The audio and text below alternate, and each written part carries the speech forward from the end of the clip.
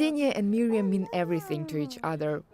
When war came to their home near Odessa, Ksenia took her daughter and left. I fled the war, so my child didn't see any violence, but we experienced it here instead.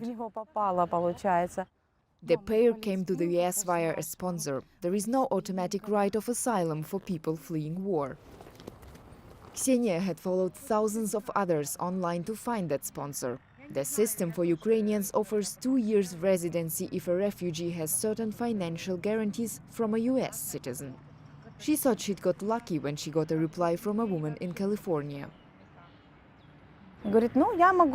She said she could support us financially for a year, and in that time she would teach me programming and then find me a job in her company. It sounded great. Ksenia left the war with Miriam, who was 2, and moved in with her sponsor family. But she tells me she soon noticed her daughter seemed scared of the woman who'd taken them in. One day, she heard her scream and found her with the woman. She was pushing my girl into a cupboard and was holding her hand over her mouth and nose. My little one could hardly breathe. I saw her terrified eyes, which were begging for help. The 2 women argued, and after a few days, the American woman threw them out. Ksenia had $60 in her pocket and nowhere to go. They ended up in a shelter. Katya Moiseyeva and her colleagues have helped more than 1,200 Ukrainian families find places to stay since the war began. Katya says about 10% of them have been abused or forced into sex or unpaid work.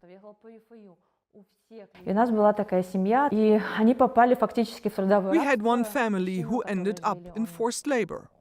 The man they lived with was aggressive. He shouted at everyone, was violent, and had a gun. He withheld their documents and they felt unsafe. The family cleaned his whole house. We've also had cases where I had to call the human trafficking hotline. She says most sponsors really want to help, but it's impossible to know how many are abusing refugees. Authorities say they check all potential sponsors, but they wouldn't tell DW what these checks look like. Ksenia is one of an untold number who had a problem and felt unable to get help from officials. Lots of people have asked me why I didn't go to the police. It's because this woman scared me from the start. I was intimidated. I thought she's a US citizen and I'm not. She has connections here and money, and I had absolutely nothing.